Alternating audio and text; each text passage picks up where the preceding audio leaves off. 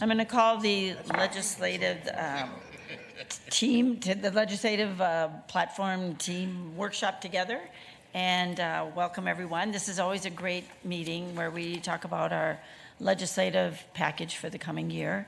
And I know we have already been talking about the priorities that AMC set, and I will say that they will become part of our, they already are probably already on our platform, but now we're going to be reviewing a bit about what our platform has in it, but also what are some new topics that we're going to have. But before we start, I'm going to go around and, yes, Commissioner Reinhardt. And I just wanted to note that with AMC and some of the others, but especially with AMC and for the federal level at NACO, we have our priorities, but every platform position that they have is something that we are supporting and not just the priorities. Thank you. Thank you for reminding everyone about that, and we will continue to say that, right. We support their platforms unless we don't. That's what I like to say. I mean, it's assumed that we support it unless we call out that we don't. We've pulled out. And we have, and we have done that. So yes, thank you. So with that, though, I'm going to start with introductions. We'll go around. We'll start with Commissioner Fretham, and we'll go around the table in the room. We have a great room of interested people here, so we'll hear who's all here. Okay, Commissioner Fretham. Commissioner Fretham, District 1. Victoria Reinhardt, District 7. Tony Carter, District 4. And I'm Mary Jo McGuire, District 2. Ryan O'Connor, County Manager. Jim McDonough, District 6. Trista Mattis Castillo, District 3. Rafael Ortega, District 5. Melissa Finnegan, Government Relations. Jennifer O'Rourke, Government Relations Director. Okay, over there to Mike. Mike Erlinson, Consultant, Federal Government Relations. Good morning. Pierre Webb is Public and State Relations is our. Okay, great.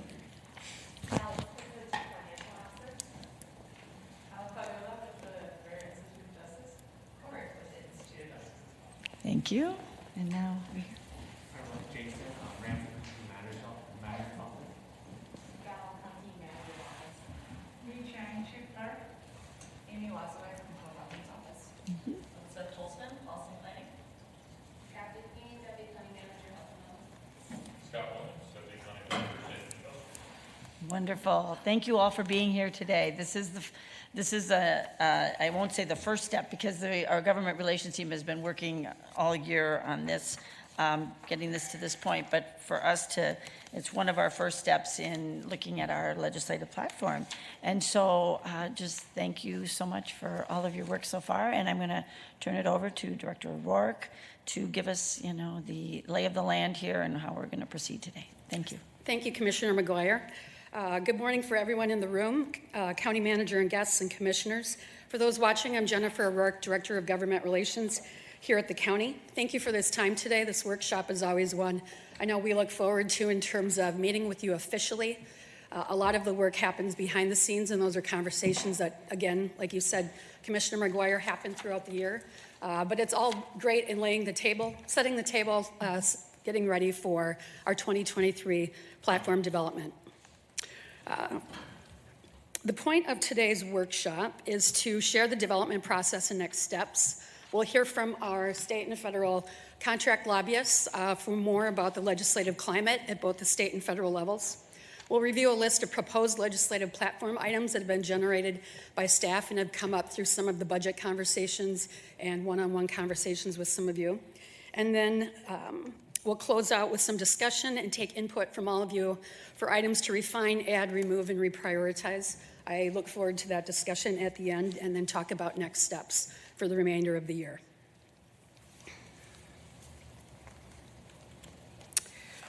The first slide, Madam Chair, we always like to lay out a timeline, if you will, for where we've been at in the last few months and where we're going leading up to the first day of the legislative session and the first day of the next Congress. This timeline sort of helps us show our work, if you will. There's a lot going on. I want to thank Commissioner Mattis Castillo for talking about just the work that we did even last Thursday and Friday with the Continuum of Care meeting with the Department of Human Services. Those are really important discussions because you can't just walk in with your platform necessarily on January 3rd and be ready to go, but it's just important work working on some of our priorities right now. Just a few things I'd like to highlight on this slide. I'll apologize at the outset. We didn't get a chance to schedule one-on-ones with commissioners prior to this meeting. I know Melissa and I are still open to that and hope to sit down with most of you if you would like to do that and talk about our platforms more. We're certainly available to do so. As you might remember, Government Relations moved into the policy and planning team in June, and we've really been able to utilize those connections even in a hybrid work environment, working more closely with those involved in performance measures and the budget, with the RIAs, the racial health equity administrators, and getting input from them about future community engagement that we can do better, and then really just incorporating some of those priorities and ideas that they too hear from the community. You know, similar to the budget process, I think we in Government Relations are able to kind of piggyback on a lot of the good work that you do as commissioners, but also our staff around the building. So I want to thank everyone for their input on that thus far. Like I led with, this workshop is really a snapshot of where things are at. We'll continue to work with outside advocacy partners, connect with legislators on shared priorities, and keep all the balls moving forward. New for this year, I'd like to point out, fingers crossed on this, but I think we can pull it off. Melissa and I came up with the idea of doing a Ramsey County 101 orientation for new members. I think back to some of the conversations that I know you've all had one-on-one, and in particular Senator Chamberlain, reminding me that he had great one-on-ones with Commissioner Ortega early on in his legislative career that really helped set the stage and made him, I think, more of a county fan as opposed to some of the other local governments. But I think that's work, you know, even if we just get we can invite everybody, but even getting 4 or 5 legislators who are new and eager to learn about all there is to take on at the state capitol, we really hope to do this, and we'll incorporate some of you in that work. Commissioner Mattis Castillo had a good idea when we met with her on Friday of maybe working in some tours of some of our facilities or work that we're extra proud of, and that's certainly something we can do. And if I could just interject, because we have had conversations about this, that we are hoping to do it, you know, before session starts. So it would be in December, you know, after they're elected with the newly electeds, and that's when they're really eager to learn as much as they can. And we'll just try to get them, and we are grateful because we'll still have Commissioner McDonough and Commissioner Carter with us, so we can, you know, have meetings where we really orient them to the importance of county work. And on another note, I'm just really excited that that we have Amy Wozlowick with us, who has great legislative background to really be helping with all of this. So I'm very excited about this idea, and so we'll be fleshing that out, and I would appreciate any of your ideas and your feedback on that. So thank you for coming up with that. Thank you, Madam Chair. Moving on to slide 5, we always like to include the existing priorities. I don't think there are any surprises here. A lot of these line up, in fact, with some of the AMC work that we talked about yesterday and Commissioner McDonough highlighted for the group this morning. Just to brag for a second, I think we were very active last year, especially at the state level, at the Capitol, with all of you testifying in some way, shape, or form on these issues. There were a number of visits made in person, and I think we juggled pretty well with the hybrid environment. Commissioner McGuire, I'd give you the gold star, if you will. I remember asking her to testify in a committee that was in the Senate with Republican control that staff weren't necessarily, we weren't going to be there, but we put Commissioner McGuire up there anyway and watched from home in that environment. But, you know, that was really, really important to just be part of that process, and it's certainly a part of the work Melissa and I enjoy getting you all involved with.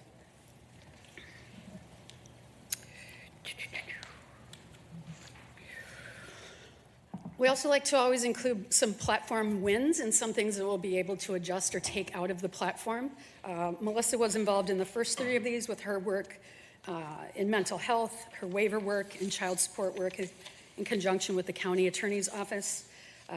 Commissioner Mattis Castillo did a nice job of talking about how we did acquire $6 million from leftover ARPA funds through Governor Walz at the end of June, I believe. You know, this wouldn't have happened without laying the groundwork with our own bill from Representative Moran and Senator Senjum, and a lot of hearings that we showed up in, and the hard work of the Heading Home Ramsey continuum of care. I just wanted to highlight that here. Number 7, this slide I know is always of interest, and I look forward to more discussion here. I also owe EGCI team another meeting that will happen next Monday. But we've gotten to a point, I think, in the how work happens at the Capitol where it's almost always a bonding year. You always need to be ready for it. This coming 2023 year obviously is a budget year, but there are rumors that some believe there could be a bonding bill after the election. There could be a bonding bill early on in January, and I'll let Pierre Willett say more about some of that, but we did have these laid out in our booklets that I know you've been looking at. They're not numbered necessarily, but the Park at River's Edge at $26 million was something we worked very, very hard on the last couple of years, both in virtual environments and then in person. I'll reiterate, there never was an actual bill or spreadsheet, even in the last hours of the last weekend of session. We worked super closely with Senator Pappas and even Representative Mariani, who are our chief authors, and others. As you know from our conversations and talking to legislators yourselves, there's a lot of priorities in the East Metro, and many, many of them are super worthy and worthy of the state's investment. The Park at River's Edge is just one of those, so I just wanted to highlight it here today. I would say Rice Street and Bruce Vento are good examples of how we work with departments to look for other funding opportunities. Just last week, I believe the Public Works folks turned in an application for the Reconnecting Communities federal dollars to the tune of $10 million for that. The Bruce Vento Trail Extension, we were able to get money through Congresswoman McCollum's community projects, or what you would have remembered as earmarks in the past. She came out to visit that just this summer, so a lot of that work's ongoing, and we continue to help out in that area.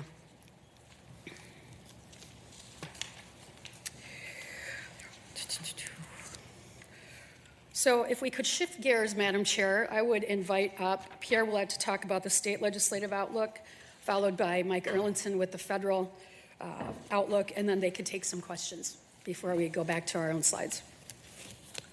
Thanks. Thank you. Welcome, Pierre Willett. Thanks.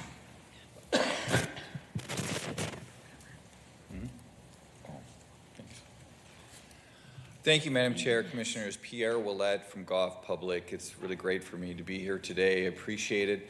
On behalf of myself, Elizabeth Emerson, Andrew Hassick, and Ellen Larson, who round out our team, we're very grateful to be your hired hand at the Capitol and to be representing you at the Capitol. I'm going to talk about 3 things, kind of the unfinished business, kind of what didn't happen. You can often define a legislative session by what didn't happen. And in this case, we have a very full and long definition to talk about.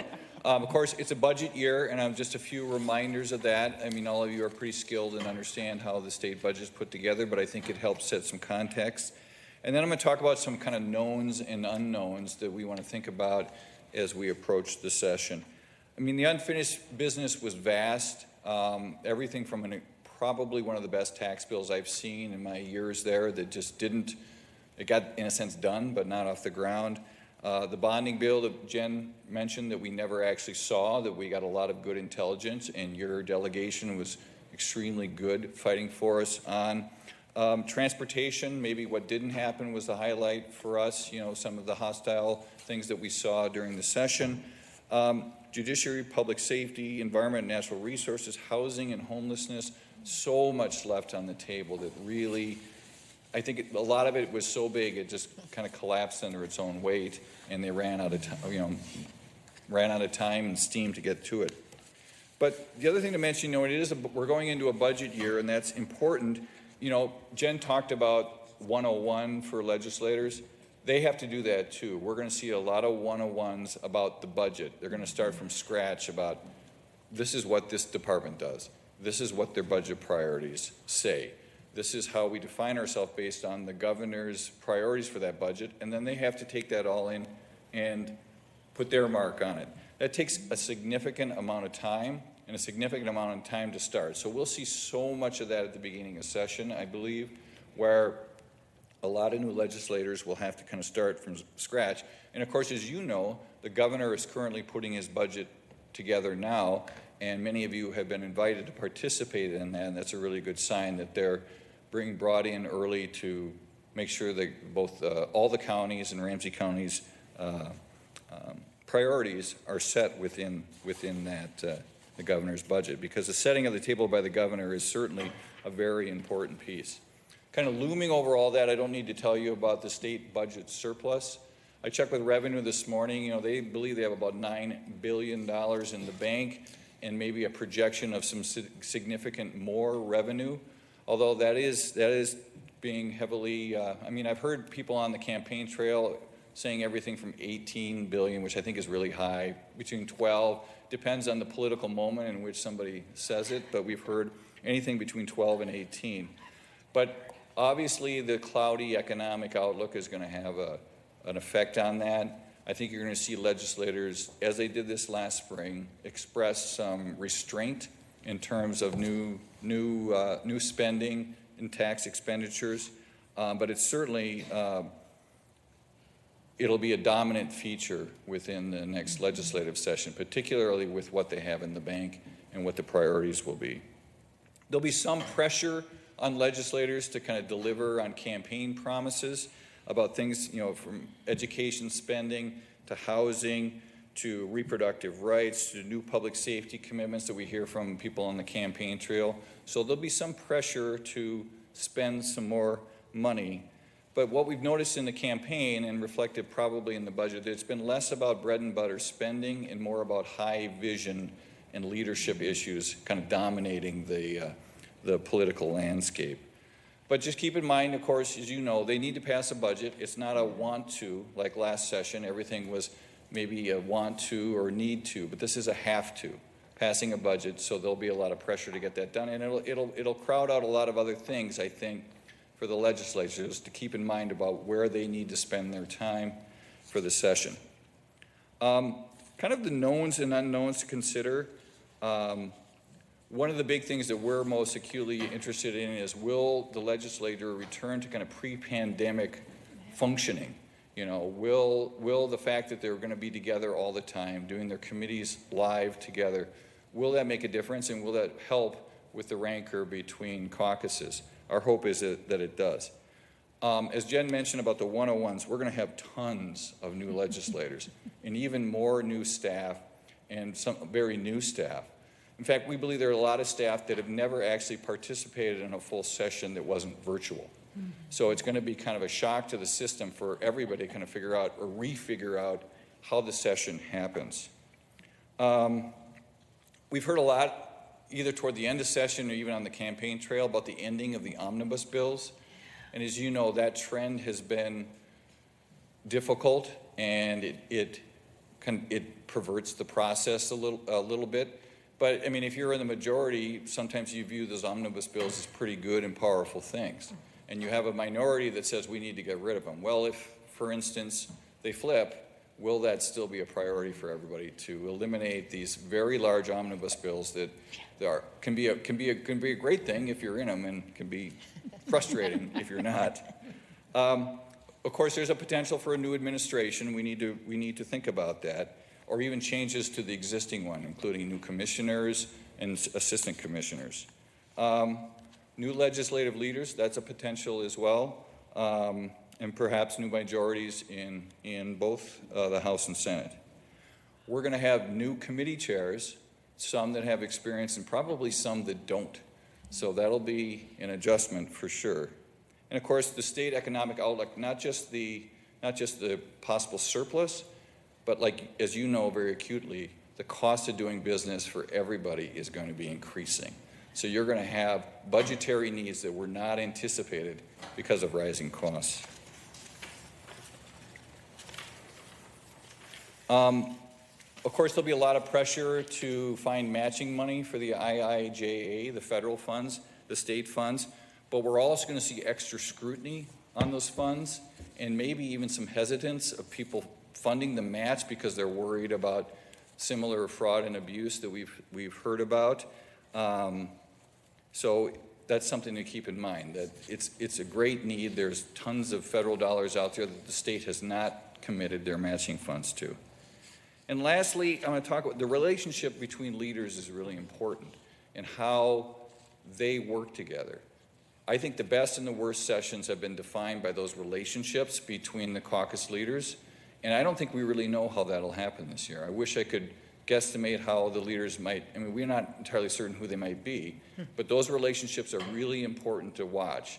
And the most successful sessions are the ones where the leadership work together. And of course, there's a hesitance to put much of our approach on hold, because there's too many unknowns, kind of a pre-election. But we often give the same advice to our clients, is that don't wait to hear about what the knowns and unknowns are before you set your priorities. And I think you've taken that to heart here. You need to express what you need. Nobody will be surprised at that. So I think you're well on your way to setting forth a good agenda. And I'm happy to answer questions or unpack any of the pieces that I spoke about here if you have some for me today. Okay. I have some questions. I will say that I didn't mention before, but we do have a legislative team that meets very regularly. We'll start to be meeting weekly again, and it includes Commissioner Mattis Castillo, myself, Melissa, and Jennifer, and we get to meet with Pierre and Elizabeth Emerson as well. And we do talk a lot about what do we think is going to happen, and so we get to sort of surmise on things and get what people are thinking about. And so just a question I have, what do you think the chances are that we might have a special session after the election to pass the bonding bill? What are you hearing about that? I mean, we're all hearing lots of things, but yeah. I am a sucker for a hopeful rumor. I would love to see, I mean, I'm the first guy to believe anything, that's hopeful. I don't think it's very likely. I don't see an upside politically for anybody. I think there'll be some pressure, particularly from exiting legislators, to do something last. I sure wish that was in the cards, but I don't predict that it will be. The governor has some risk when opening a new session, and with his commissioners and the things we've seen in the past. So I don't think it's very likely, even though I wish that it was. I love it. And then this is the question I would ask if it was just a few of us on the call. And you don't have to answer this or not. I mean, we said there may be a change in leadership in both houses. What's your prediction on what might happen? I thought about that this morning. I honestly, usually in this point in an election, I have a pretty good idea. I don't at all, there are certain advantages to certain scenarios or how they end up, but it's really hard to call. And even those that have been watching the polls are not making bold predictions at all. And so I would hesitate to do that. That's really fair and a great answer. Thank you. Does anyone else have any other questions? I just really appreciate the work that you and your team are doing. It is great to be on those regular calls. We learn so much. So just thank you so much for all that you're doing. And this was a great.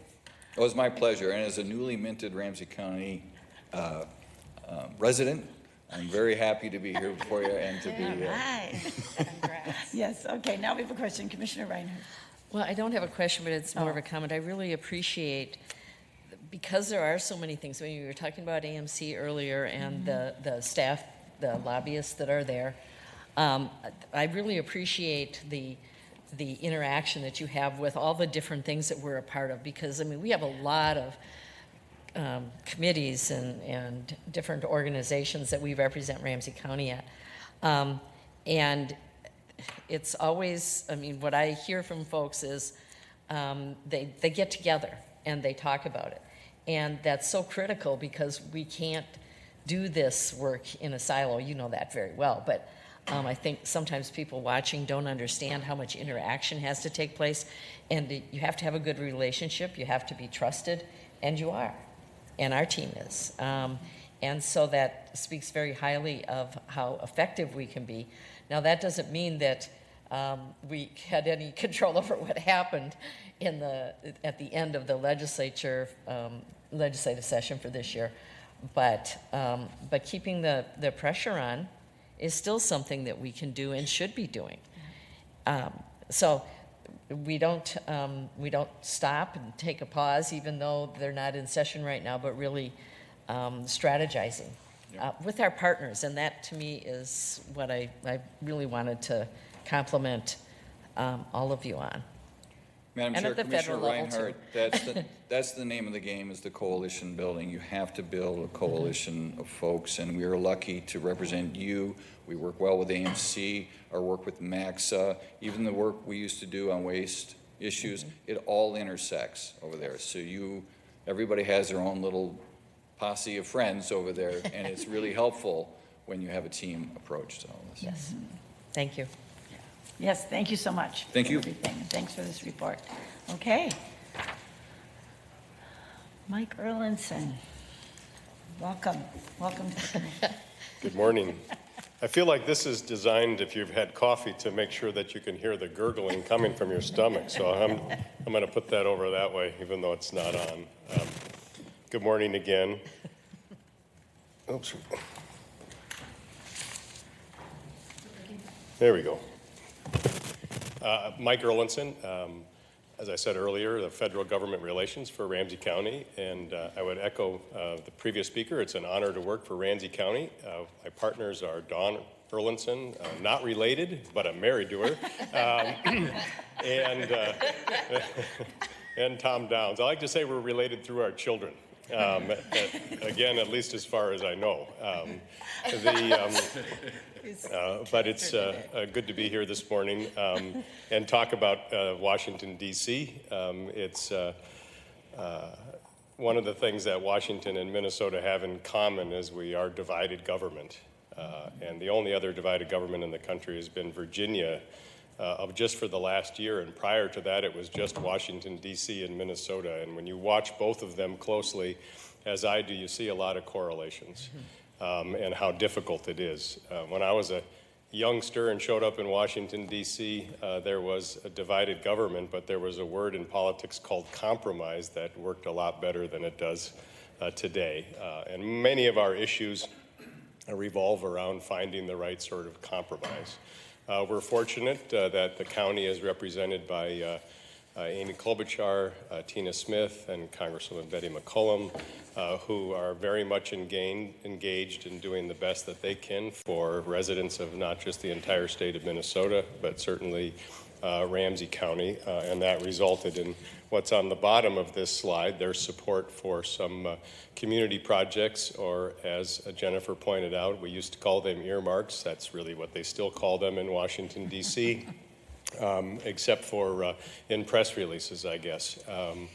It has been a busy congressional session. It's not done yet. As you know, Congress is in recess now for the election, and while the fiscal year has started, they will return after the elections to finish up the appropriations bills, which is where our two appropriations projects sit. We believe at least today they'll get that done in December. The current continuing resolution, or the funding mechanism for the government, will expire in middle of December. It looks today, anyway, knock on wood, that they'll finish that this time before the end of the year. Last year, as you remember, it took them all the way until March, which was halfway through the next fiscal year. The elections will have an impact on that, although I hope a smaller impact. Not quite as many retirements on the congressional level as there are in Minnesota. I think about a third of the state house and a third of the state senate are going to be new, so the state team is going to have their work really cut out for them meeting people. In Washington, we had 6 senators who are not running for re-election. There certainly will be 1 or 2 other changes probably. And then we have, there was 32 or 3 House members that didn't run for re-election, 20 Democrats, I think, and 10 or 11 Republicans. And so there'll be, about 10% of the U.S. House will be new just from retirements. And then, of course, there'll be a few people that lose as well. So there'll be a lot of people that'll have a pretty steep learning curve in Washington, D.C. as well. And if the majorities do switch, we'll have a couple members of Congress in Minnesota Angie Craig and Dean Phillips, if they return after the elections, who have never served in the minority. I think only Congresswoman McCollum has served in the minority in the past, and I had lunch yesterday with her chief of staff, and he's been talking to a lot of these people saying, you have absolutely no idea how difficult it is to be in the minority. The only good thing I would say about being in the minority is it does allow you to roll up your sleeves and really go to work for your district and your and the entities that are in there, because on some of the global things, like the list that we put up here of major legislation that has passed this last year, you don't have as much of an impact. And when we have very small majorities that we've seen in Congress over the course of the last few years, it actually makes it almost impossible to go back to that word compromise. And so today, for example, it's predicted that the Republicans will have a 6 to 8 seat majority in the United States House of Representatives. Will that play out for sure that way? I don't know. That's just kind of what the polls are showing as we stand here this morning. But with only a 6-seat majority, the most difficult thing to do is get your own team on the same page. And what happens when you have such a small majority, as you know, is that when it comes to compromising with the other team, and this doesn't matter whether the Democrats are in control by 6 or the Republicans are in control by 6, right? If you give away one little teeny thing in that bill, you lose 5 or 6 of your own members. And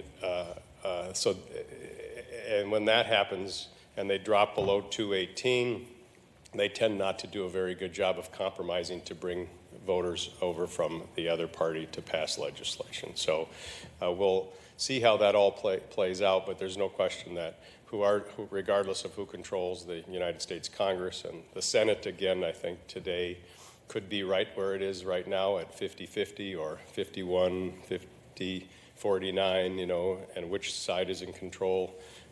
We could probably flip a coin today. That might come up different, though, in 3 weeks, the day after the election, or I guess it is 3 weeks from today. Because, as you all know, as elected officials, a lot can happen in 3 weeks. And what that October surprise may or may not be, could have a big impact on whether the Democrats or the Republicans win control of the United States Senate. I think I've covered this whole slide as well. You know, the things that we know that aren't going to change is the administration. The Biden administration has at least 2 years left. And then, of course, both of our United States senators are not up for re-election, so they will be back. I did see Amy Klobuchar announcing her run for re-election, which is 2 years away, I guess. So we'll see how all those things shake out as well. You know, on Congresswoman McCollum, we're fortunate because she is a senior leader on the Appropriations Committee. Regardless of the majority, she'll have a lot of sway in Washington, D.C. And if the Republicans take control, you know, as the chair of the Defense Committee, defense budget is likely to go up.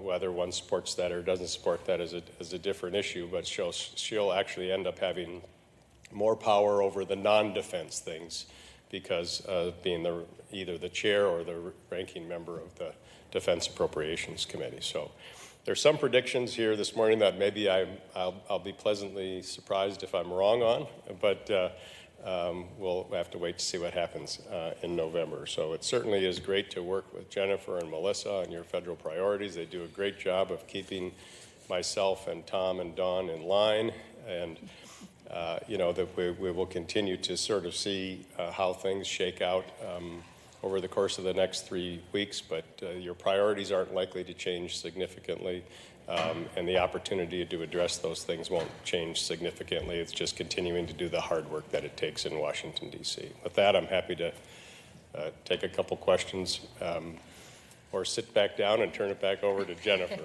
So, I do have a question, Mike, about the earmarks or the, what are we calling them? Congressionally directed spending. Congressionally directed spending. Are they going to keep those up? I mean, will there be another round of those coming up, or how often do you think those will happen? Depends on who you talk to. Yeah. I think we'll know, right now, most people believe that they will keep them, that many members have gotten used to them. The interesting thing about it's one of these things that become really big political deals, right? And at the highest point in our nation's history, congressionally directed spending or earmarks accounted for about 2.5% of the federal budget, right? So 97.5% or 98% is determined by whoever controls the White House. And Congress tends to make a big deal about these earmarks, whether we keep them or don't keep them. And I think as more members learn that, directing 2% of the government when your constituents sent you there to fight for your districts isn't really a lot. And we'll probably know right away after the election whether or not, if there is a change in majority in the House, for example, what are the candidates that are running for Speaker and Majority Leader saying, if anything, about earmarks. So the likely Speaker has not taken any earmarks, but he is surrounded in California by others who have, and they're his friends, and he has not stopped any of those things from moving forward. Congressman Emmer from just to the north of us has introduced legislation to do away with earmarks, but he also made more requests for earmarks than any member of the Minnesota congressional delegation. So one thing about the congressman is that whatever the rules are, you play by them, right? So while he doesn't necessarily support them, he was all in on asking for those requests. So that was a long answer to be continued, but I think it's better than 50-50 that they'll continue in the new Congress. And what I think is most important is, with or without earmarks, when you define a priority for the county, you can still find ways to make sure that happens, right?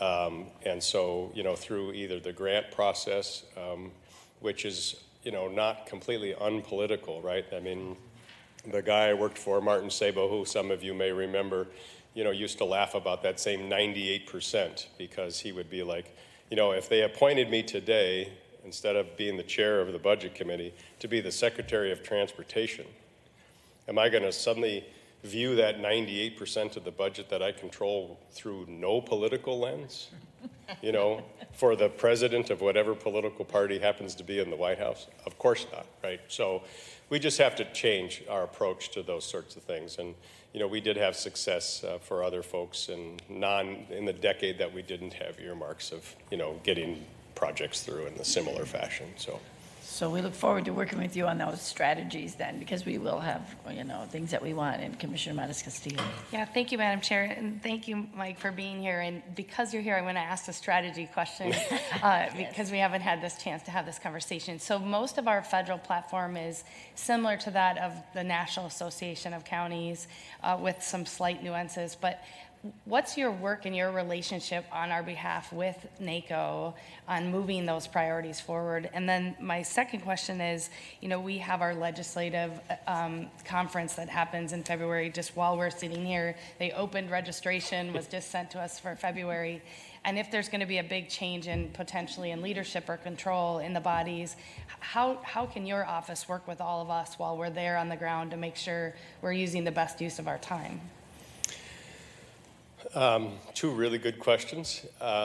Certainly going to the NACO conference, I'll do them backwards, is an important thing, I think, to do for as many as you are able. I mean, prior to COVID, I remember that at least Congressman Ortega and Congressman McDonough were there, and we're always there. I mean, maybe there was. Maybe I was going to say now that I look, yeah. now that I all work of us this go way, to wait all a of minute. them. Yeah. So. And we were talking just this week with Jennifer and Melissa about, that those dates came out, to your point, that we'll want to visit with you guys about whether you want to stay an extra day in Washington or come a day early. It's likely to stay an extra day because the conference starts on a Friday, Saturday, and members of Congress are not in Washington, D.C. for the most part on Mondays and Fridays. And so to do some visits with our congressional delegation, even though the ones that represent Ramsey County aren't going to change, but it's good to touch base. And if possible, we'd like to do those with just Ramsey County. And, you know, the problem with these big fly-ins is that they bring everybody at the same time. And then members of Congress don't have enough time in the day, so they start packing people together.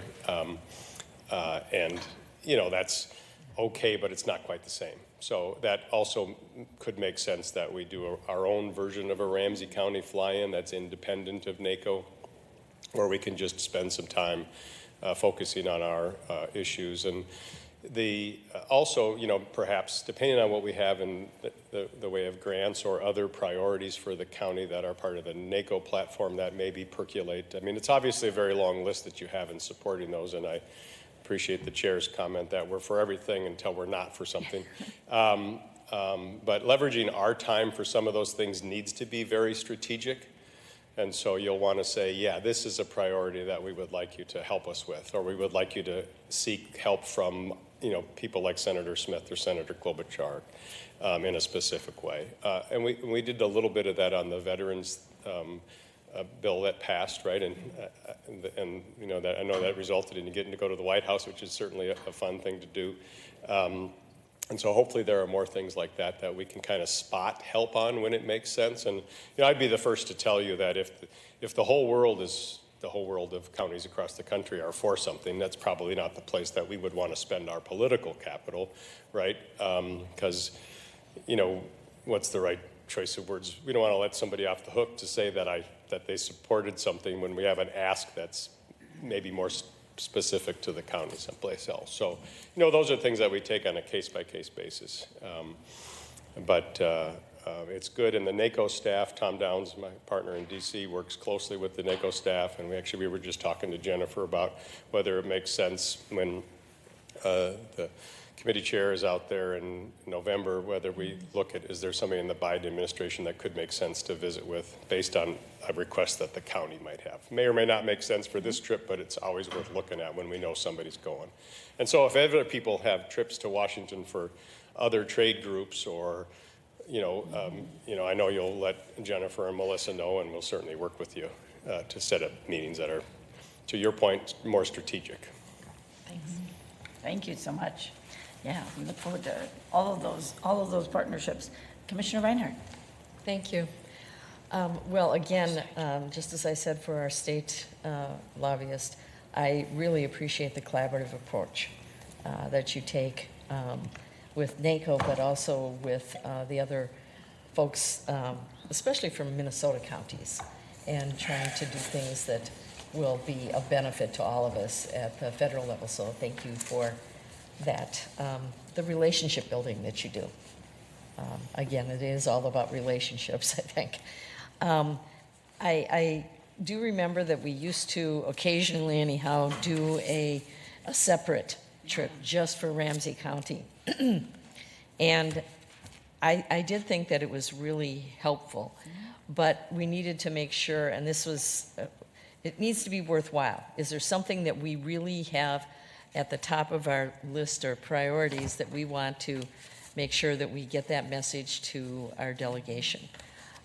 Because you're right, when we're out there for NACO, which I think the legislative conference is in many ways more important than the annual conference because of what we're trying to do. I mean, the organization is a lobbying organization. And so when you can be there and show how many folks are there, I think is really critical. But that one-on-one, going out at a different time, I think can be very, very effective. Again, if it's what seems to be the appropriate way to go. So I would hope that we would be open to doing that. I think that as far as earmarks or whatever you want to call them, it is a small part of the budget, but it is something that helps us, it forces us to be, to look at those priorities and to really come up with a strategy for making sure that those things happen. And not that they couldn't, and they do in other ways, but it's the known versus the unknown. What's going to happen at the end? Either we got it or we didn't. And sometimes with the bigger bills, it's like, well, we don't know for sure. Maybe we can get it or maybe not. So it's, to me, even if you didn't call them that, even during the 10 years where we didn't have them specifically, it's not as if we didn't lobby on individual things. And so, you know, are they officially there or not? I would hope that our members of Congress would, and I know that our members of Congress would still fight for what we want in Ramsey County to make sure that it was included somewhere. So I think in some ways it's semantics. We lobby hard for what we think we need. And if it's in an earmark, we just lobby for it in a different way. But we still make sure that we get our concerns out there and serve our constituents to the best of our ability. And we appreciate the assistance that we get from you. Well, thank you. You know, and I always say that, you know, earmarks are something to think about as what's that special thing that you're doing in the county, right? And that certainly is true of the earmarks that we have pending this year, particularly the familiar faces sort of concept, right? And and when you think about things that you do as a county board, and that maybe there isn't a normal county bucket or state bucket to have it, but there is an impact on people that could be proven to work in a place like Ramsey County and then leveraged across the rest of the nation, if it was done right.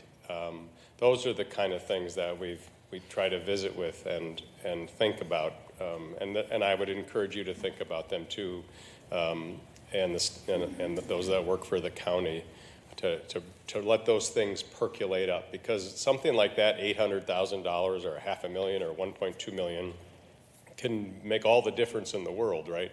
But you know, $1 million towards building a $50 million bridge it doesn't have the same impact. You know, not to say that that's not a good thing to ask for, but it doesn't have that same kind of impact. Thank you so much. Commissioner McDonough. Thanks, Madam Chair. We always, we do a lot of focusing on legislation and, you know, those types of priorities, and that's important. But kind of to your 2%, 98% analogy, and I've been this voice at NACO a lot. We need to spend as much, if not more, time actually with secretaries, deputy secretaries, administrators. You know, a lot of what happens in rulemaking actually has a bigger impact than the legislation itself, or how NOFAs are crafted and presented out, or when we apply, you know, getting a letter from a state U.S. senator or a U.S. congressperson really can help. So making sure that we're paying attention to that when we do visits. It's not just, you know, Congressman McCollum and our two senators, but, you know, trying to visit with a secretary or deputy secretary or administrator, because a lot more can impact us very quickly through the process once that money is already in play. And as you point out, the administration has a lot of influence over that in how that works. Yeah, no, Commissioner, that's a great point, right? That rulemaking process and tweaking a formula, which we've worked on a few of those, not for Ramsey County, but for others, could make a big difference, right? If the team finds out that something is having a negative impact on us, right? That tends to happen sometimes more in a county that is like split between urban and rural than it does one that's, you know, as compact as Ramsey County. But there are things that percolate up. Healthcare sometimes there's always something, it seems like, in healthcare, if not for a county, for the state of Minnesota. So it's a great call out, something we should be mindful of. So, Thank you. Great points. Yeah, and I'll just highlight again. Yes, if anyone is called to go to DC for any other meeting or anything, and I am going to be there in November, we'll try if there's any opportunity to visit with any of the departments. I think you're great, the agencies, or with any of our congressional delegation. It's a great opportunity. So thank you so much for all of your work and your partnership with us, and we look forward to continuing these conversations. Thank So, you. Thank you so much.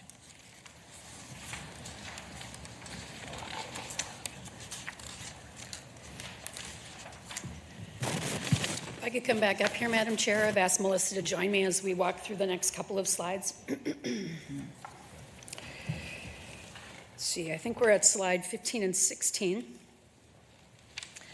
Did we go over the 14? I mean, yeah, I Oh, guess. thank you.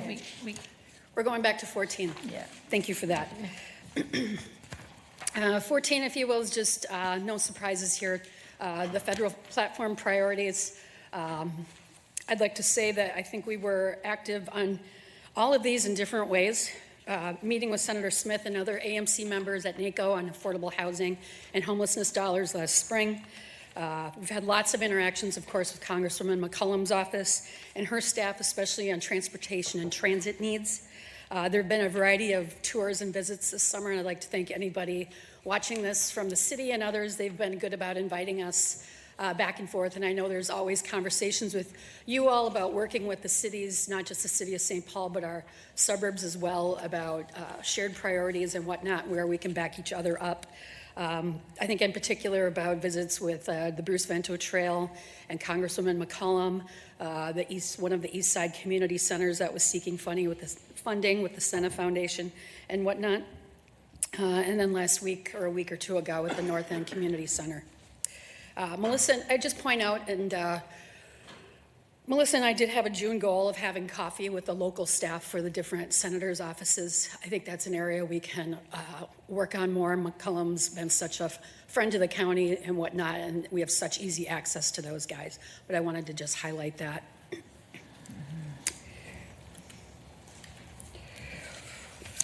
So the next slide is an interesting and good one. These are platform suggestions that come from ideas generated by staff and some of the conversations with you. Some of it pops up from budget discussions going back a month ago. Executive team had a chance to review this with Melissa and I last week and kind of hone it down.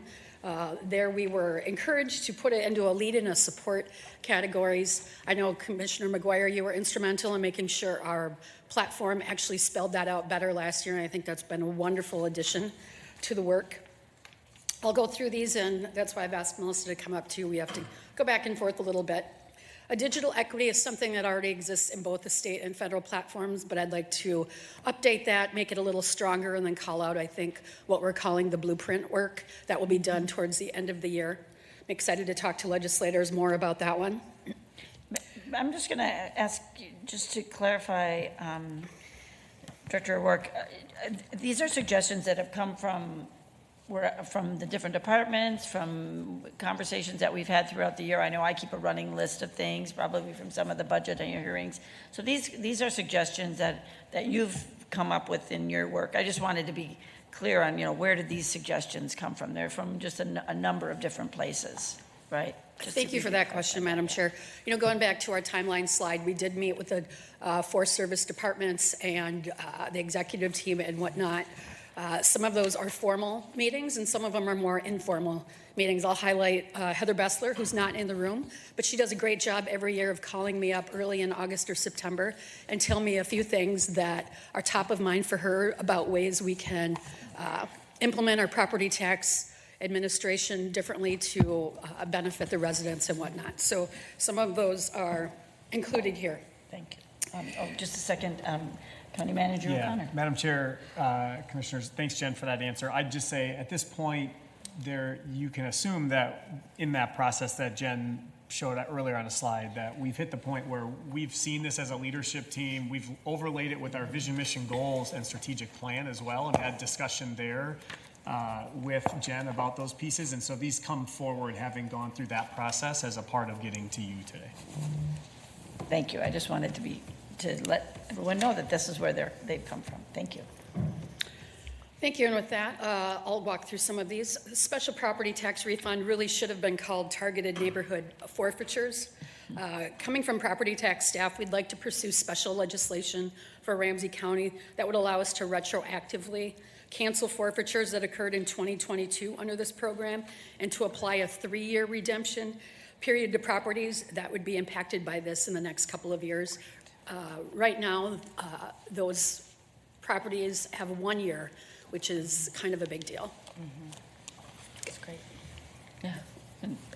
Okay, great. I'm just supportive, putting my thumbs Yes, up. yes. That's good. Oh, yeah, I do think you Commissioner need to McDonough. retitle this, though. 'Cause it's Absolutely. not Yeah. conveying what it's Yeah. intended to do.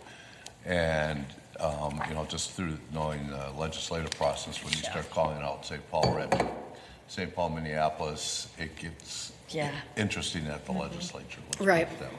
No, you're right. Thank you for that, Commissioner McDonough. Yeah. Heading home Oh, yeah, Ramsey, Commissioner Reiner, excuse me. Commissioner Just so I Reiner. understand, it is for all of Ramsey County, or is it just for St. Paul? I believe it's all of Ramsey County, but I'll Okay. get an answer on And that later St. today. Paul is supporting this obviously as well in their platform? I will check on that. I would Okay. imagine so. My conversations have all been with, at the staff level, Okay. so. Yeah, Commissioner Manis Castillo. Yeah, I think it's important. So this is specifically, there were targeted neighborhoods. that's right. That Never mind. happen to reside in St. Paul. I don't know that they reside in other cities in our county, but there were targeted neighborhoods that were put into legislation that were to control blight. But in all reality, there are low-income neighborhoods that had less time to recover if they had a property tax back payment than our other communities. And so this would allow for our lower-income communities to have more time to recover. Commissioner Ortega. Well, I kind of assumed it was across the board. So we should have discussion about that. I mean, we talk about equity. It seems sometimes like we're contradicting ourselves. That's why we're having this conversation right now, so we can bring up all these different things. This is good. Yeah, Commissioner Carter. And my understanding as well is that these were targeted in particular neighborhoods which were in St. Paul, and your point about equity is really, really clear. We need to make certain that we address that. I wanted to ask a question about the approach, and the approach that you were describing was to cancel those forfeitures that had occurred in the prior year and then reset the time frame during which forfeitures in those targeted neighborhoods could pay and reclaim property. Is that correct? Or would it apply that time frame to those forfeitures that have already occurred without canceling them? Madam Chair, I want to make sure we give accurate, correct information here. I'm even getting text from Heather Bessler herself as I stand here. We'll get you an answer to that. She did respond that it does apply in this particular instance with this particular statute. It is only the city of St. Paul. So we'll investigate that more. We certainly understand where you're coming from, Commissioner. And that would have been because the action was taken only in the city of St. Paul to tighten that window. Well, and I believe, if I could just answer that, I believe the statute and the program only applies to St. Paul, Ramsey, and then Minneapolis and Hennepin. Like, that statute only covers those areas, whatever the history is of that. So that's, you've gotten to about the extent of my knowledge on this, and I'm happy to collect more with Heather.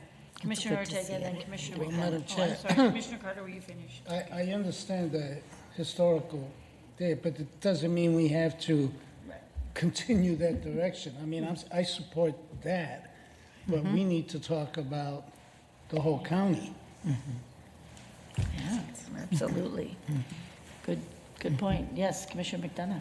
Yeah, just to maybe even be a little more clear, I don't understand how these neighborhoods got, certainly it's because of the poverty rate, but if the legislation says you can only have these targeted neighborhoods in St. Paul and Minneapolis, we should look at that, because there may be communities or neighborhoods within the county at large that may need or that same type of focus that they don't have opportunity to, or if the legislation's broad enough that you can, we need to make sure we're paying attention to all of our county where there might be, I don't know what the process is to actually get, that designation. But clearly should have a better understanding of the impact of this for the whole county, the county as a whole. And especially in relationship to our communities where we're seeing, you know, significant concentration of poverty, whether it's in the city of St. Paul or beyond. Our first-ring suburbs are not looking much different than the city of St. Paul for the most part. Yeah, right, thank you. Sounds like Thank a you. workshop. Commissioner McDonough, Commissioner Reinhardt. Well, and it seems to me that what we're talking about is targeted application, not targeted neighborhoods, because you could have people in a targeted neighborhood that didn't necessarily have all of the same issues as other folks that went through forfeiture. And so I think we have to apply something to it, but I'm wondering if it's more, if we're going to try to get something that's county-wide, it's based on the individual circumstance and whether or not they're in poverty. I don't know how you would do it. Because otherwise, if it's targeted neighborhoods, there's going to be large parts of our county that aren't covered. Or maybe if you, figuring out how it's been targeted, maybe you change that standard a little bit. I don't know. I just don't know enough. Yeah. I don't know either, but- I got Commissioner Carter, but clearly we need to have more information on this topic, And- and so we would have, maybe ask Director Bessler to come, and we'll figure out a way to get this, and we can have another workshop on issues that we really need more in-depth work on, and we can talk about what that looks like. But clearly, this is one of those issues we need more information on, but Commissioner Carter, I didn't want to... Oh, no, I really appreciate it being brought forward, identified, and as an area for our focus for legislation. But clearly, we do need, would appreciate a better understanding of what is in place today, its goals and purposes, how it's been used, and what the possibilities are for application as needed across the county. So thank you. And I'll just remind people that this is why we're doing this right now. We're having a first workshop on these issues that have been brought forward by the departments, and so it's good for us to get some clarity, to ask as many questions as we want about these, and then we can come back and get more answers on some of the things that most need it. Yes, Commissioner Reinhardt.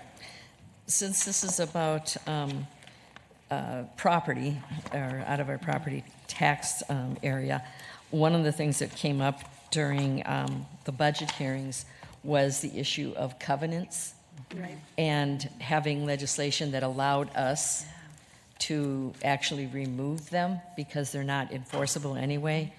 And so I just wanted to make sure that that was noted, because right now you have to rely on, first of all, being able to find the actual owner, and then saying, hey, did you know this is there? And we made it so that it didn't cost anything, but it still is a process that some people maybe just chose not to do or weren't really aware of how it would work. And so I just wanted to bring that up. It's not totally related to this, but I was thinking of property taxes and how that works, and property title. If we can get that, I think that would be very helpful for folks. Okay, and let's add that to the list of things we want to come back to. Thank you. Anything else? Okay, we can move on then to the next. Thank you, Madam Chair. Heading home, Ramsey, I just wanted to call this out specifically in both of our documents. Last year's supportive positions didn't rise to the level of detail of actually calling out Heading Home Ramsey. This is a good example and a good way to kind of show off. You know, I'm a big fan of having a one-pager to leave with legislators or other advocates when you're touting your message. We had a great one, I thought. A lot of words, but a lot of good messaging around the Heading Home Ramsey work. So I would just let you know you'll see that most likely when we come before you next time, mid-November. I'll turn it over to Melissa to walk through the youth violence prevention. Good morning. So the youth violence prevention proposal piece is that legislation that came together in the middle of session last year in coordination with the county attorney's office and the county sheriff and the violence reduction leadership group. Legislation aimed at creating small, intensively therapeutic homes for justice-involved youth, as well as reentry supports and supports for the families of those youth. We supported it last year based on the existing language in our platform around mental health and violence reduction. This would be calling it out specifically as a pursuit item for our platform. Yes, Commissioner Carter. has a question. Thank you for bringing that forward. And I particularly want to appreciate the language that is being used. We have worked in Ramsey County to respond to alarm based on alarming occurrences during pandemic, but which have been applied across the set of youth offenders who may not all, and clearly are not all, deserving of the approach of having a place to put kids. This is not that. This is that small, residential, education and mental health focused community and parent and family engaged kind of setting. That is what we are reaching forward to engage in our youth offending arena. I wanted to just say thank you for that because I think that the approach we have been using in Ramsey County is nation leading. It has now been embraced by a nation, realizing that we can't lock up enough kids to keep us safe. We really need to be able to address the needs of these young people as children and youth, to keep them safely in our communities and connect them with the community and give opportunities for youth to guide themselves together with our help toward positive trajectories. And I just want to make certain that we continue to appreciate that approach and to uplift it as we work with the state or federal government in the future. And again, it's a leading approach that is being adopted by the entire nation and for which Ramsey County should continue to receive appreciation. As we lift this up to a state or to a national audience for funding, it should be based on that leadership, and opportunities exist at both levels and for demonstration work that can treat Ramsey County's approach as one that's replicable across the state and across the country. So thank you very much. Mm-hmm. Thank you. And if people want more information on these proposals, I'm just quick looking at our county documents. Are these in the documents, or we can have these available? Like, what does the proposal say if people want more information on that?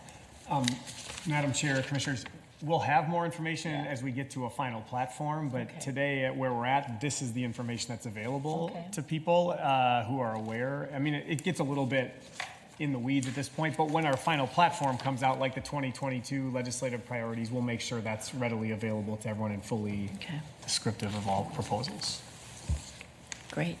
Thank you, County Manager. If I could move on to the last bullet under this one, aligning statutes with TARP efforts. The county team's reviewing specific areas in our own statutes, our Minnesota statutes 383, related to personnel rules, hiring, promotion, and retention, that we may be able to seek to modify or repeal to advance our TARP goals. More to come on this. Thank you. Okay. Great. Commissioner Reinhardt. Okay, I know I'm kind of jumping around here a little bit, but I remembered something else also from the budget hearings. And that was, and I don't remember how many millions of dollars it was, but I think it was tens of millions of dollars that our residents are eligible for, but leave on the table. Mm-hmm. And one of the things, and this is really an equity issue, that if your property qualifies, why isn't it automatic? Because there are a lot of different opportunities, and trying to figure out how to get that money back to the people who they should have it back in their pockets. It was an astounding number in just Ramsey County. Yeah. Mm-hmm. Yep. So Great. I didn't want to lose that one. Thank you. Before It's a great one. as So we it's move on. Yeah, so at the budget hearing, thank you, Commissioner Reinhardt, for bringing that up, and obviously this is the time to be doing this. You know, at the budget hearings, I know that these things were brought up, and I know people were trying to keep lists, but yeah, if departments, you know, had an issue, we're hoping that they would feel but they should bring those forward too. If at the budget hearings it came out that we should get legislation on this. So thank you for reminding people that that's a thing to do, is bring it forward. Well, and Madam Chair, Commissioner Fretham reminded me that that was actually in our platform. So, It just wasn't one of our top priorities because Yes. we want everything to be a top priority, but it is in there. Yeah, which, thank you for reminding us, and I was going to bring this up. I know we have more to talk about here, but we do have a platform, and we will stay with this platform. What I'm going to encourage everyone to do is, of course, read through this at great detail. This is online, and we will stay with these platform items. You know, unless we've done them, they're going to stay on our platform, and then some just do rise to a level of priority. So, County Manager O'Connor. Thanks, Madam Chair. To Commissioner Reinhardt's point, and something for consideration in the language of how we approach, it's a tax policy issue broader than just property tax refunds as well. I mean, that's the big ticket item that brought it to the attention of the board through the process the last 2 years. But, you know, we've worked with Youth Prize the last 5 years trying to figure out how to unlock the tax rules related to reimbursement to parents of low-income families that qualify for reimbursement for educational and enrichment expenses. And the money gets completely left on the table. I mean, I think there's a broader conversation, Jen and Melissa, we could think about around presumptively allowing for the eligibility to occur for eligible individuals. I mean, it's a tax simplification issue in the code generally. The money gets booked on the budget, it's assumed that it'll get picked up, and then a lot of it never gets moved off the bottom line. And sometimes that might actually be by design, as you've all discussed here before, but we should either stop booking it or we should spend it in the way it was intended. Thank you. Absolutely. So we'll keep going through these platform suggestions, but well, at the end, I'm gonna, I absolutely invite everyone to read through this platform, and we'll, and if you need to make any suggestions or tweaks, I know we just did this with the AMC platform, and, if people think anything needs changing, now's the time to be talking, not right at this meeting, but throughout these next few months is the time to be doing that. Commissioner Mattis-Castillo. Yeah, thanks, Madam Chair. I just wanted to raise one issue. Many of us, I think maybe all of us, have had meetings with Keystone around their ask around the advancement of food shelter in our community. Keystone works to deliver services to Ramsey County residents. They had a bonding request last year. They had some cash in the bonding bill. I think they're looking at the cost has gone up significantly. I know Commissioner Ortega has visited with them and toured their facility, but they have met with all of us. So in that process, they've asked us to consider being a fiscal agent or supporting their request. And I know I put them on the back burner and said I wanted to hear from finance about how the fiscal agent issue is working in other areas. But what I wonder is, where's the time, what's the right process as we have those community organizations meeting with all of us as commissioners? What's the process there? What does that look like? And how do we raise those things? Or if staff is looking into that deeper? Thank you, Madam Chair, Commissioner Mattis-Castillo. I'll share with you, we did reach out to them after having a quick meeting with our CFO about the fiscal agent issue that you bring forward. They certainly are a big provider in this community, and from what I know of their project, it'd be kind of exciting to have that here. So we're in the collecting information phase, if that's okay. We could, as quick as we can, we could bring it back to the legislative committee for starters and walk around with other commissioners. County Manager, if you have anything else to add to that. Madam Chair, on the broader question around fiscal agent relationships and where the county sits and what we've learned trying to work through here a 2-year piece with a particular entity who was in a really tough spot. I think it's over the next 2 Mondays, the CFO is going to join our upcoming meetings with commissioners for a brief topic, and this is one of 2 briefings you're going to get, is to hear more about like what we've learned through that process. I do think from a platform perspective, the board could, short of that issue, there's always room to support the enhancement of things like community food shelves, and there are other entities such as the state who can also be sponsors in these spaces. And it's kind of like the issue that got raised earlier today in the board meeting about the explosion of amicus brief requests. I think there's been a growth in the number of times where local governments are being left to have to figure these out and then become on the hook in weird financial ways. I think there's a broader state conversation that we may want to engage in, because if the deal goes bad and you're a couple steps removed from the operations of it and you're the sponsoring entity, that's a really tricky spot for local governments. I don't want to go too far down that road right now, and I'm not suggesting that's Keystone, but in general, there's a policy question here that I think could be important to talk about in the coming months. Absolutely. Thank you. Thank you for that. Thank you for bringing that up, Commissioner Matskas-Castillo, because I think a number of us have spoken to Keystone these last month, and so it's an important area that we want to continue to talk about. Commissioner Reinhardt. And on the issue of food and making sure that kids especially have food during times like the summer, and because a lot of kids get food obviously through the schools, but there's times when school's not in session, and so trying to deal with that. I just met with a group that provides that funding. It provides those services at no cost to the county. And so I'm going to get that information out to you. Great. But they don't have a capital request. They're located actually in Roseville, and it sounds like it's primarily, in fact, I think it's all private funding. Great. So, yes, I'll get that out to you. But you reminded me of that. Thanks.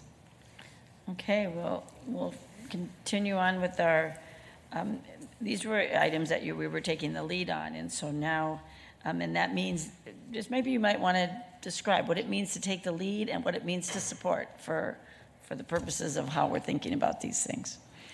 Thank you, Madam Chair. For us to lead on something, it means we are developing the legislation, we are finding bill authors, we are trying to secure committee hearings, we are building the coalition, we are the ones who are on the ground with our partners doing all of those efforts.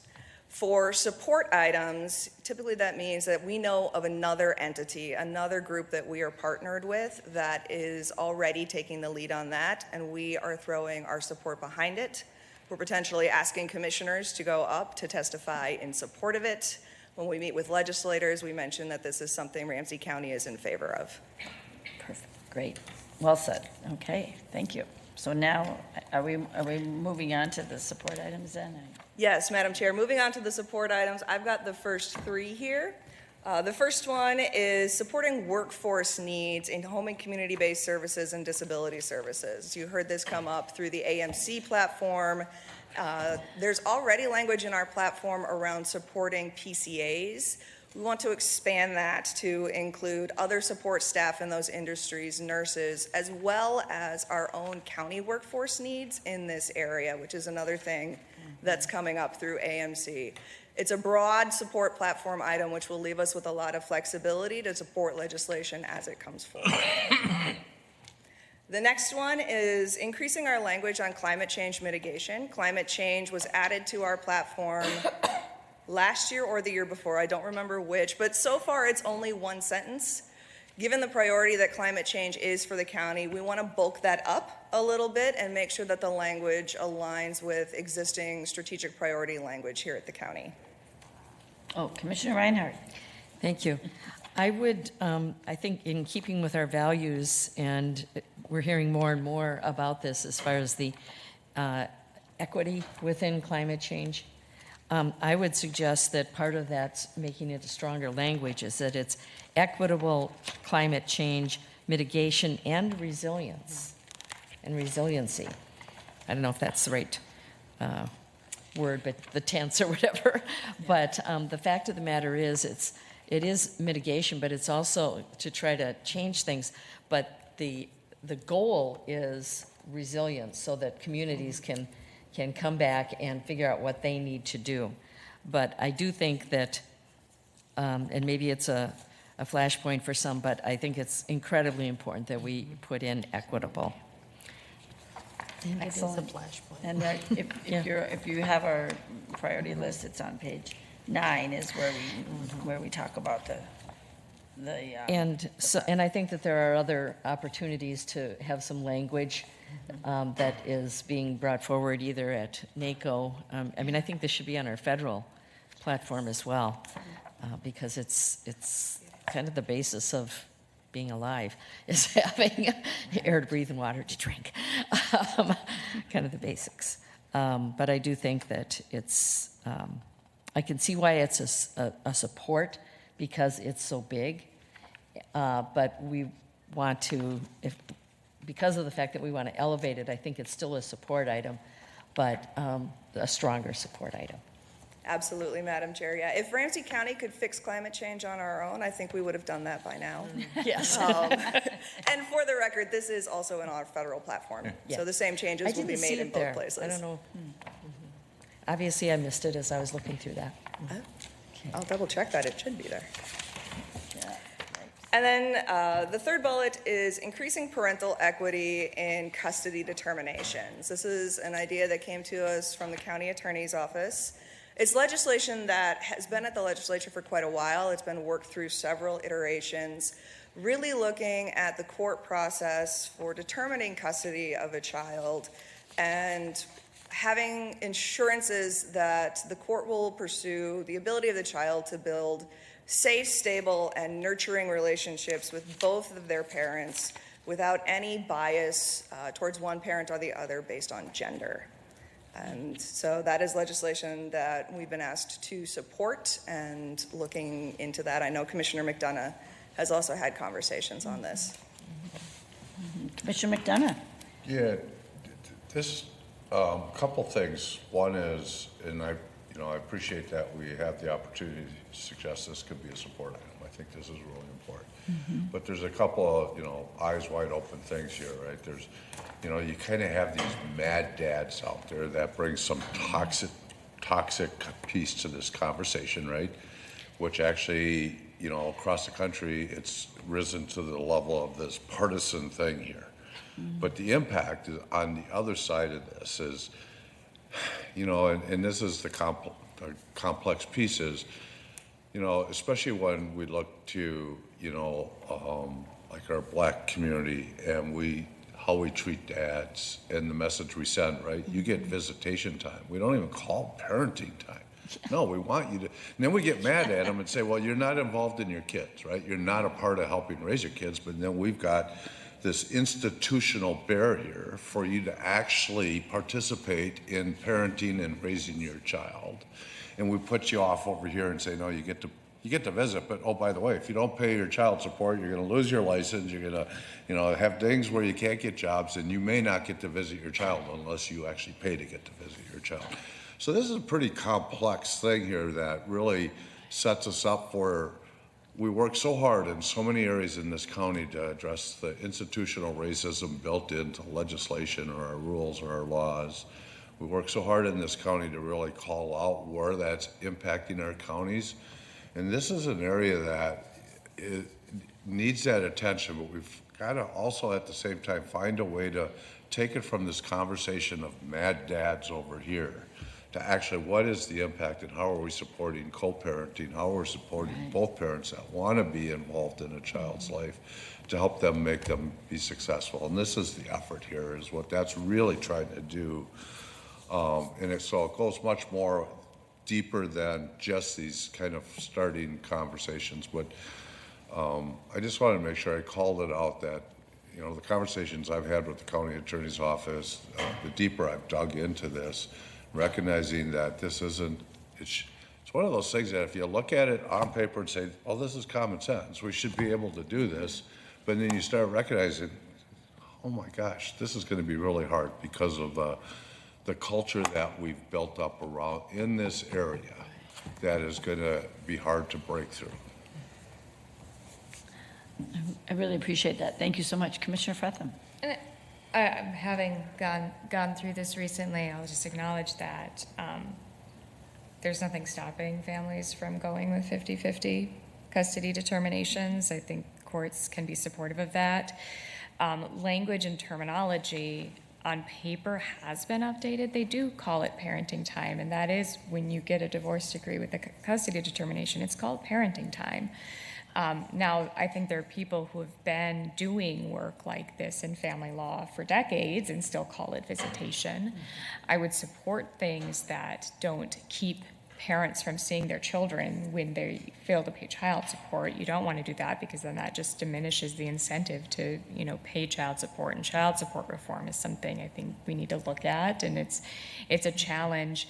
I personally would not be testifying to increase parental equity in custody determinations. I think courts use the standard of best interest of the child, and you get to individual determinations and anecdotal issues, but that equity is often assumed if there's a reason to assume it. So I think there's a lot to untease there about what pieces of that I'd want to testify for and put into a platform.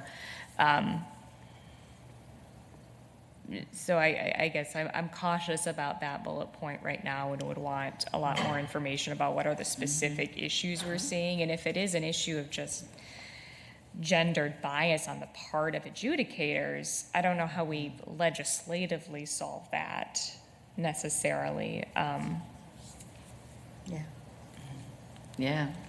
Okay, well, so we'll mark this down. We need more information on this one. Yeah, and Commissioner Reinhardt.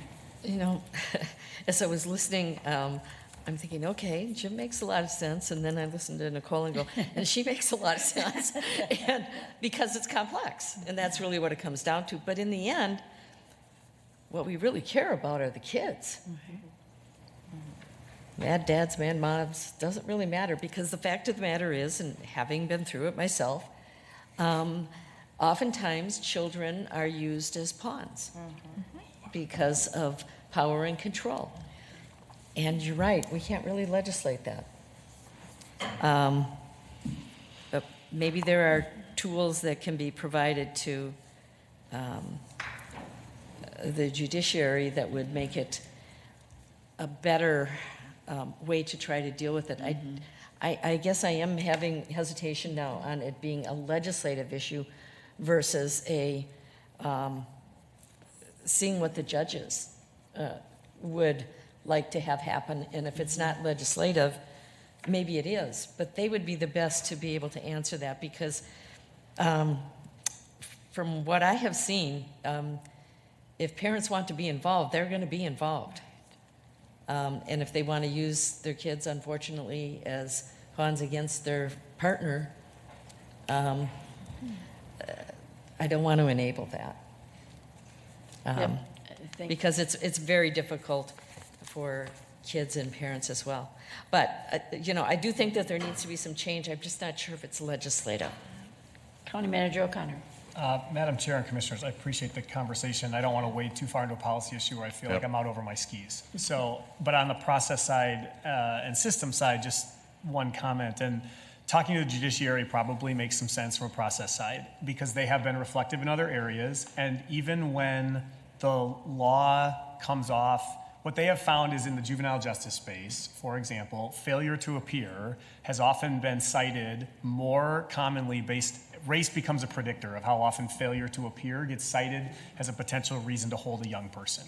And it took their own analysis of the system to see that and realize two similarly situated situations, which should lead to the same conclusions, led to a series of how we see the world and often observe it that led to different conclusions. And so to that end, they have now developed tools around, should failure to appear actually be used as a criteria? And if it is, how do you use a risk analysis tool, which has been going on for years at the Youth Justice Transformation Table. There may be similar lessons that we could, or there may be lessons from there that can apply to the conversation you're all having here, and that's a piece we can go and follow up on as we look into thinking this through. Thanks for the comments. Yes, really. Thank you for that great conversation. Appreciate it so much. Okay, and one more. Madam Chair, the last one on the slide 16 here has to do with county assessor staff safety. The idea here would be to allow the use of more technology in situations where staff could be in unsafe or harassing situations. This did come to us from the IPR department because of a staff situation that we had. I do know the Minnesota assessors have done some work around safety issues for assessors, and some of those bills have died because of data privacy issues. So I'm eager to explore that more with them in the weeks ahead. And so it's a support item because the County Assessor Association is working on it, and we're going to support whatever they come up with, or I'm just curious, I mean, we're not going to take the lead on it, that we're going to wait for them to sort of figure that out. Well, Commissioner, maybe I could be more clear. Yeah. I'm in the process of gathering information on it. Great. Came up to me just Yeah. last week, Okay. so we put our Great. feelers out and see what comes back. I love it. Okay, so, excellent. So these are the items that have come to you. We're in discussion period now. This is great. I just want to point out again that we have the legislative priorities group. I want to get just a little bit of feedback on the layout of this piece. So we always talk about, should we do a written piece, or should we just have it all online, because it might change and everything. And I think we came down last year that we actually like having a hard copy to give to people. We didn't make as many as we did before, but we had it online and we had it in copy. And we did I don't know if this is the second year we've done this format, where we've really done, our strategic priorities on one page, guiding principles, top priorities, it's the layout that you see. And so I'm just asking for you, if you want to comment now, but, we're going to be deciding how do we lay out this piece again, and what's the best format. So I'm going to call on Commissioner Ortega, then Commissioner Reinhardt. Well, Madam Chair, I went through this twice. I think this is a very good piece. I think it's great.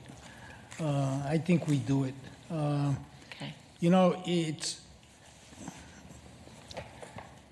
The online stuff is okay, but this is so useful in so many different situations, whether we're with legislatures or just for our own reflection. Yeah. It's easy to read. I mean, the layout is, I don't know what I would change on it. I kept going through it saying, what would I change in it? I think we don't touch it except to change the content, because of our changes. But I think this is like, in all the time I've been here, I think this is one of the best pieces we've developed. Okay, and I really appreciate that feedback, and I encourage everyone to read it if you haven't looked at it. I'm looking for other comments. Commissioner Reinhardt, and then Commissioner.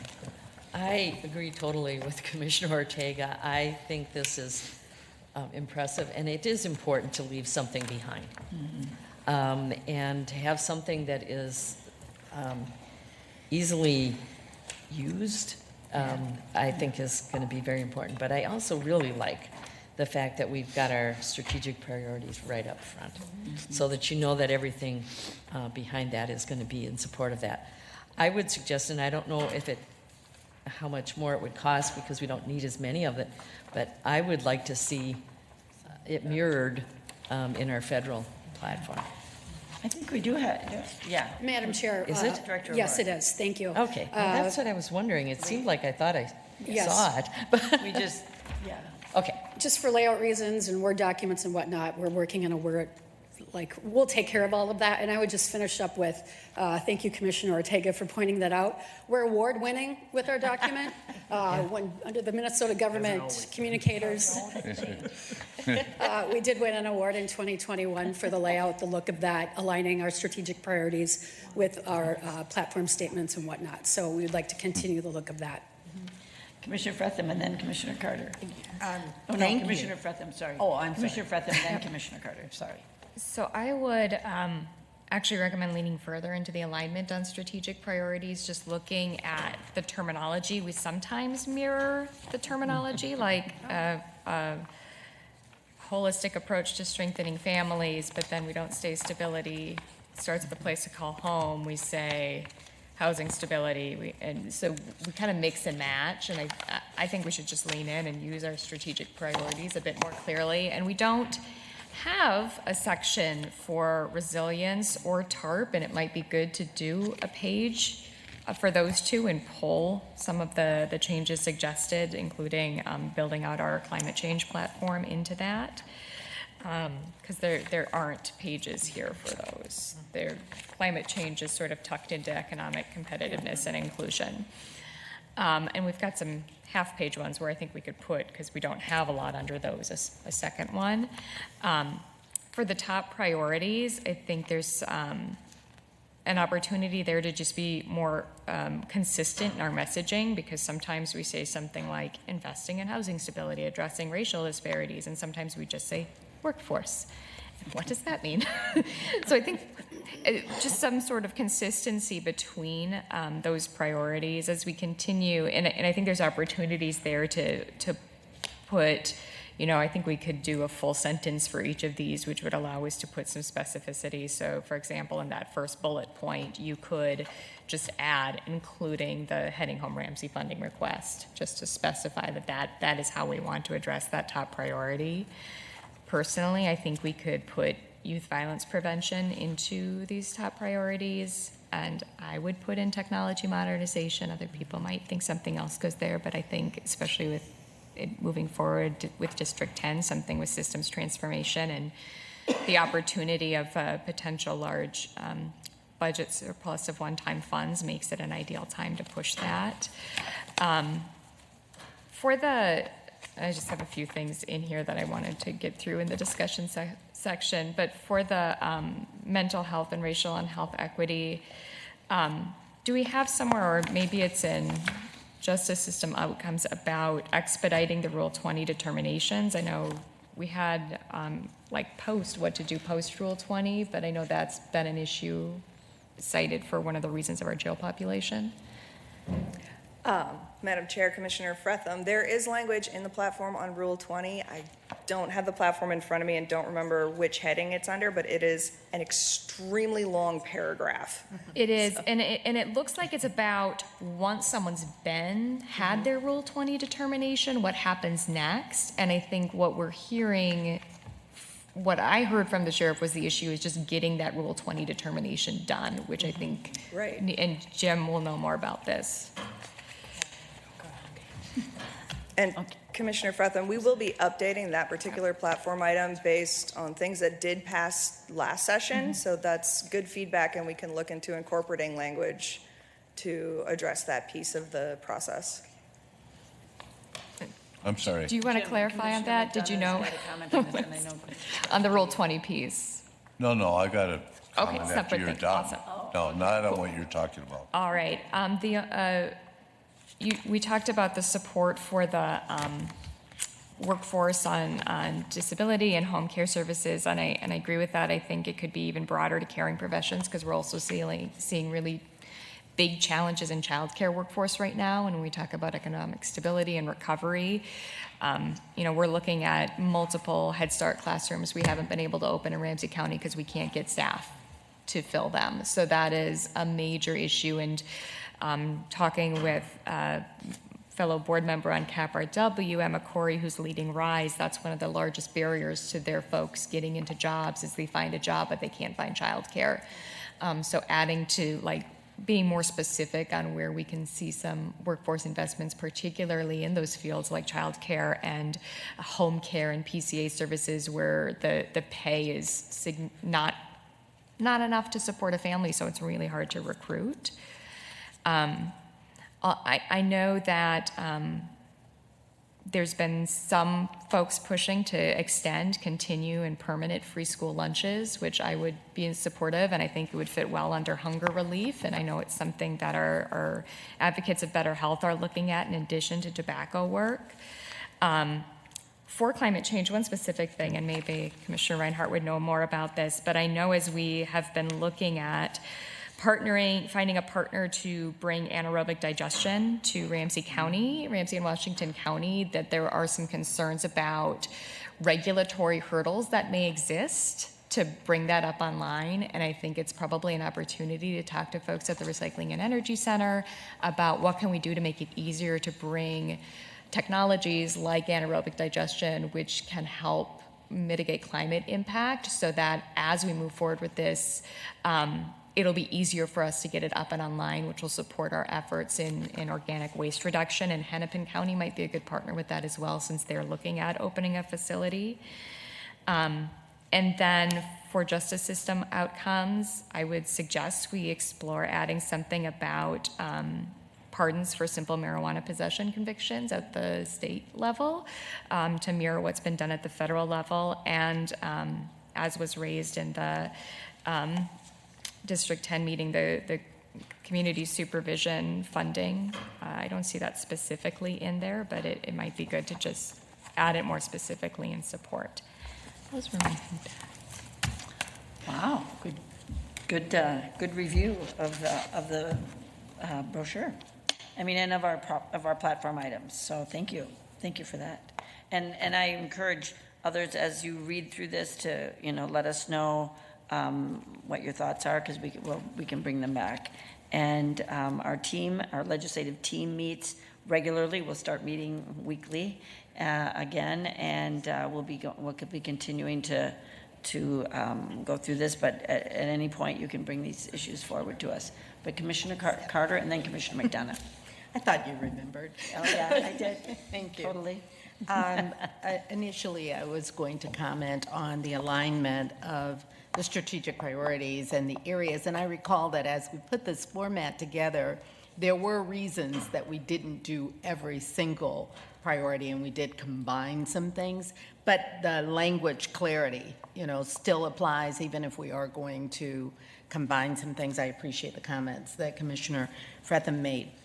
I also wanted to just point out that there are so many connections between areas, and that we, have the opportunity to think through where we put something, and not necessarily repeat ourselves if we've mentioned something. For example, in the holistic approach to strengthening families that may have to do with housing stability, for example, that we don't duplicate it in both places. I did want to point out that we've talked many times in the past about difficulties reunifying families, and making certain that we are able to prevent, for example, out-of-home placement with residential opportunities for keeping families together. But I don't know that I necessarily see that in our priorities today, either, for example, in the housing or in the holistic approach to strengthening families. And I just want to point out and perhaps ask for some help in thinking through that keeping families together approach that we can call out in one or the other of these areas, where our strategies are for housing for youth, for example, in corrections that need opportunities to stay in our community and receive support, or our strategies are for families, large families or whatever. There's that connective tissue between the justice system, the out-of-home placement system, housing for families, and it may be appropriate that we call that out. I think of out-of-home placement as that big example, where if we had the opportunity for housing for a family that had lost its housing, we'd be able to keep that family together and avoid out-of-home placement. And I wonder if that is worth calling out as we think through our priorities, either in the housing section or which may need to be titled something differently, or in the strengthening families section. So I just wanted to ask that, and ask if you would do that research with Community Human Services or Health and Wellness, forgive me, and perhaps bring back a recommendation in that regard. Maybe it's captured sufficiently, but maybe not. Okay, thank you so much. We'll get more clarity on what that could look like. And thank you, Commissioner McDonough, and then Commissioner Reinhardt. Yep. Thanks, Madam Chair. So I'll go back a little bit to the piece here. I made the comment on the parent team bill. I sent you all the proposed statute. All right, that's actually there. And Nicole, there's a ton of places where it's still called visitation and not parenting time in that statute. Yeah. And I was really clumsy about how I was trying to communicate here, but I encourage you all to read it and then get up on the balcony and take a look at it, because there is a tremendous amount of racism built into that statute that we've just got to go back and fix. But I bring it up as moving forward, maybe even how do we add into our process? Because I'll share with you another piece here that I've been working on with some, region-wide on our funding for our aging folks through the Older Americans Act at the federal money, and that comes through the state, and then it comes to, us at the local level through our AAAs. And I need to be careful because they haven't finished this formula. But the fact is, part of the formula used to be based on the number of folks in your community 60 plus. That's it. The proposal is basing the full formula now based on 60 plus to 74, and then 74 plus. On the surface, it might not seem much. The fact is, in the Black community and the Native American community, their life expectancy is less than 74. So we're building in institutional racism. When people say we don't do it, we're building it in, because when we say we're going to fund and send money based on the population that you have that is 74 or older, and we've got two, Blacks and Native Americans that their life expectancy is less than that funding formula. And so I think we got to go back and fix a lot of stuff. We're doing it internally, and it's hard work. And we're going to be, I think this parenting bill is a part of that, trying to do it with the state. But how do we stop this going forward? Because, it doesn't get, there's intentionality about a lot of this, and a lot of it's just about this culture of how we word and build things. And so maybe we need to start really engaging, whether it's our racial equity team or our Transforming Systems Together folks, to start looking at language on how this is put up to ensure that we don't continue to build in this institutional racism, whether it's to funding or policy, that another county board or another city council, another legislature is going to have to take apart into the future if we can get ahead of it, as we're trying to take apart this institutional racism already built into so much.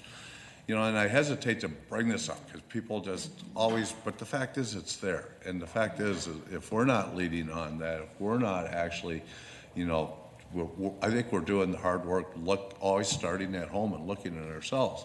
But how do we take that to the next level so that we're not continuing to make the same mistakes as the past here?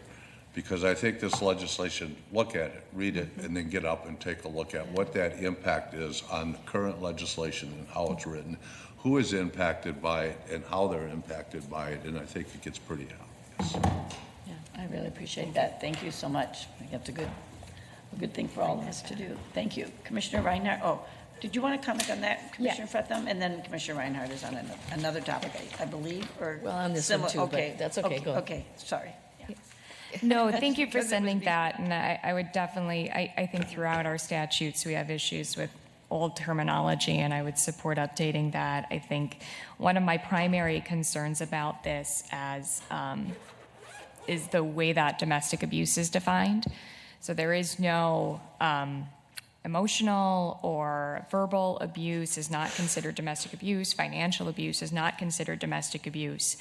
And we know that it is hard to prove domestic abuse, and the way that this language is written, I'd be concerned that a woman who may want to keep her children protected from a past partner who has been verbally or emotionally abusive not only would have no way to have that considered in a custody determination, but also even suggesting it could result in her parenting time being reduced if she's determined, if the court can't make a finding by clear and convincing evidence that that abuse existed, then she might be considered being made false allegations. And so any sort of conversation about it should also include abuse victim organizations and advocacy groups, because I think that is a huge concern. And I personally know women who are staying in abusive relationships because their concern is that their partner will take 50% of the time with their child, and that their children will be unsafe and they have no way to prove it. And so that is a major concern for me, is the health and safety of the children and women trying to leave abusive situations, and the gender disparity there. in that. And so I want to be really cautious with any support of something that presumes 50-50 and doesn't allow for a more robust discussion of the actual parenting environment and things we know impact kids and their health, safety, and well-being. And so we will have more conversations about this. And I know Commissioner Reinhardt also wants to comment. So, but all good On points. that, and then All good points. the initial Yeah. thing that I raised my hand for. I still think that the place to start with this is with the judiciary. Yeah. Because clearly they have updated when they're in decrees referring to parenting. The legislation, there's a lot of language in legislation that needs to be updated. Some of it's pretty outrageous, actually. But I do think that the points that Commissioner Fretham is making here are very real. Yeah, I mean, I remember, I was, in my first marriage was abusive. And it was more than just verbal and just. Let me rephrase that, because I can tell you that from my own personal experience, bruises and being injured, most often you recover from that. The emotional abuse, the verbal abuse is with you for a lifetime. And it does make a difference. And being threatened at the time that if I said anything, that that my ex would try to use that as a way to take custody from me. The fact that I had actually received assistance to try to deal with the domestic violence was used against me. But I got the tools that I needed through Ramsey County to get through that. But it is real. And it's scary for everybody. It doesn't mean that it's not something that needs to be updated.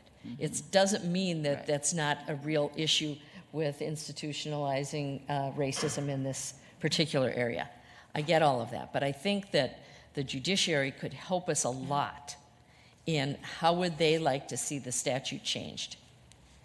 Because they're the ones that are dealing with it day in and day out. And it also, I think, that they would appreciate that because they're the ones that are taking the heat in the end. And so if we want to look at them as, they truly are a partner, especially in this.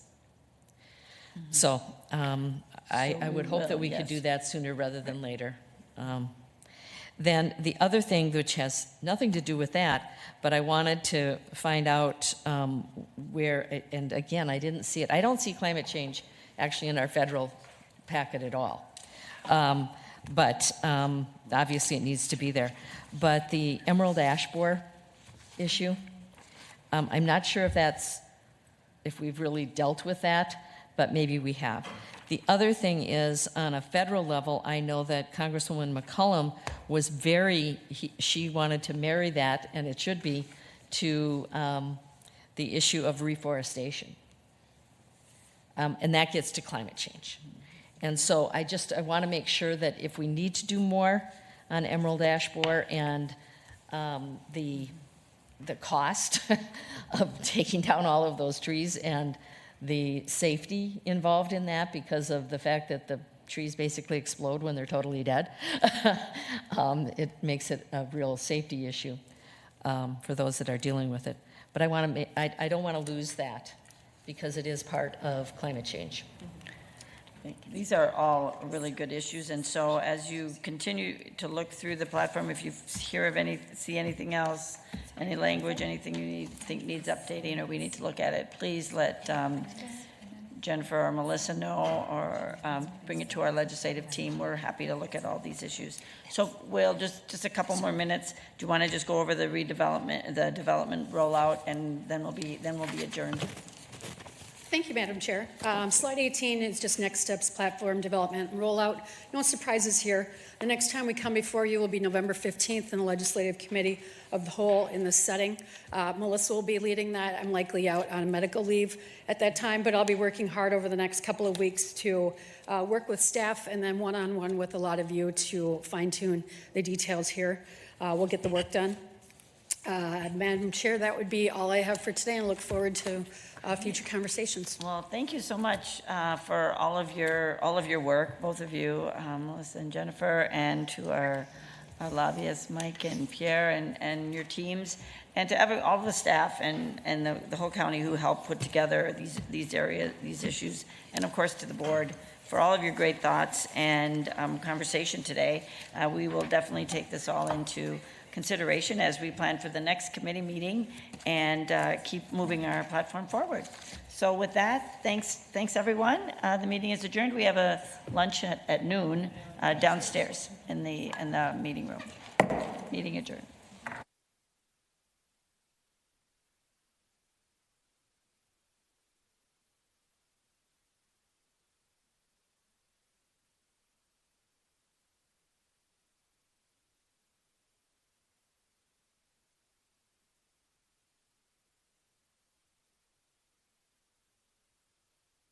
To you about carbon monoxide and carbon monoxide alarms. Carbon